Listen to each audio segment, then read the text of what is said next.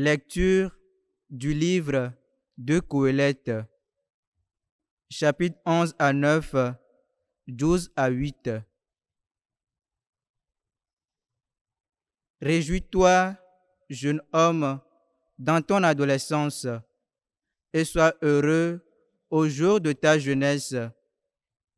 Suis les sentiers de ton cœur et les désirs de tes yeux.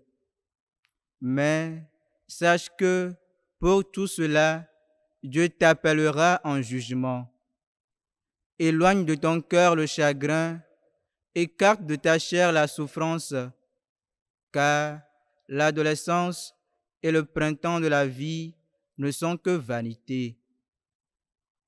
Souviens-toi de ton Créateur au jour de ta jeunesse, avant que viennent les jours mauvais et qu'approchent les années dont tu diras « Je ne les aime pas ».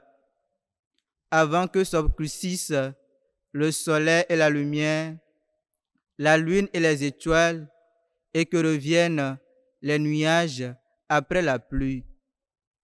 Au jour où tremblent les gardiens de la maison, où se courbent les hommes vigoureux, où les femmes, l'une après l'autre, cessent de moudre, où le jour baisse aux fenêtres.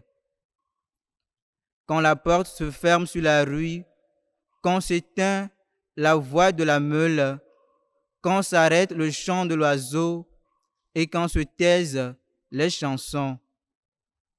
Lorsqu'on redoute la montée et qu'on a des frayeurs en chemin, l'amandier est en fleurs, la sauterelle s'alourdit et la capre ne produit aucun effet.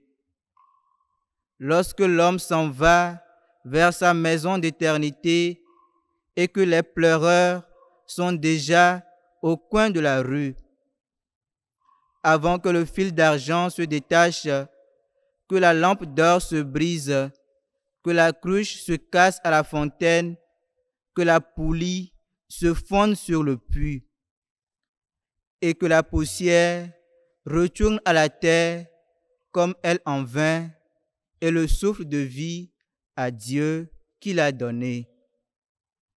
Vanité des vanités, disait Qoélette, tout est vanité.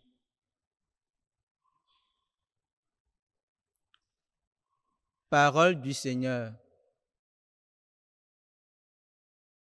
D'âge en âge, Seigneur, tu as été notre refuge. D'âge en âge, Seigneur, tu as été notre refuge. Tu fais retourner l'homme à la poussière. Tu as dit, retournez, fils d'Adam. À tes yeux, 1000 ans sont comme hier. C'est un jour qui s'en va, une heure dans la nuit.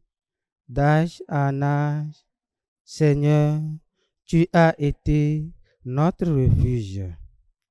Tu les as balayés, ce n'est qu'un songe. Dès le matin, c'est une herbe changeante. Elle fleurit le matin, elle change. Le soir, elle est fanée, desséchée.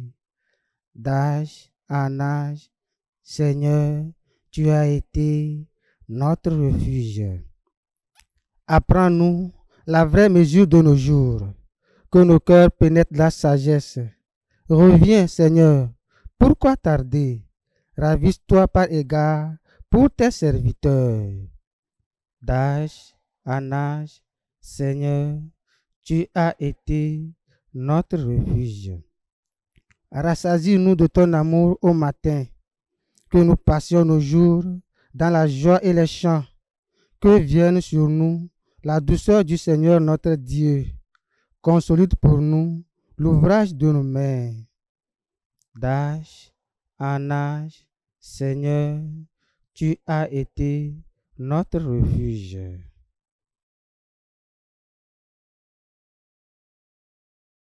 Acclamation de l'Évangile. Notre Sauveur, le Christ Jésus, a détruit la mort. Il a fait resplendir la vie par l'Évangile. Évangile de Jésus-Christ selon saint Luc. En ce temps-là, comme tout le monde était dans l'admiration devant tout ce qu'il faisait, Jésus dit à ses disciples, « Ouvrez bien vos oreilles à ce que je vous dis maintenant. Le Fils de l'homme va être livré aux mains des hommes. » Mais les disciples ne comprenaient pas cette parole. Elle leur était voilée, si bien qu'ils n'en percevaient pas le sens. Et ils avaient peur de l'interroger sur cette parole. Acclamons la parole du Seigneur. Louange à toi, Seigneur Jésus.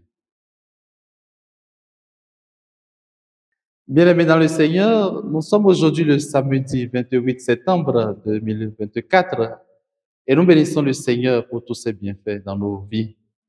L'Église fait mémoire de Saint Venceslas Martyr. Profitant de la merveilleuse confession de foi de Pierre, Jésus avait essayé une première annonce de sa passion à ses proches. Mais ceux-ci n'en tirent pas compte parce que cette prophétie n'entrait point dans leur vision. Aujourd'hui encore, le Christ insiste en annonçant clairement pour la deuxième fois sa passion. « Ouvrez bien vos oreilles, leur dit-il. Le Fils de l'homme va être livré aux mains des hommes. » Comme toujours, les disciples ne comprennent pas cette parole et n'ayant pas perçu leur sens, n'osaient même pas l'interroger. Frères et sœurs, la vie chrétienne n'est pas seulement une vie remplie de joie. Elle inclut également la souffrance qui n'est pas l'expression de l'abandon de Dieu, mais un moyen donné pour fortifier notre foi et nous garantir le bonheur éternel. En acceptant et en transcendant les épreuves, nous nous rapprochons davantage de Dieu et de sa promesse de vie sans fin. Mon frère, ma sœur, comment vis-tu tes moments de souffrance liés à ta vie chrétienne? Puisse Saint Venceslas intercéder pour nous et que le Seigneur vous comble de sa bénédiction. Au nom du Père et du Fils et du Saint-Esprit. Amen.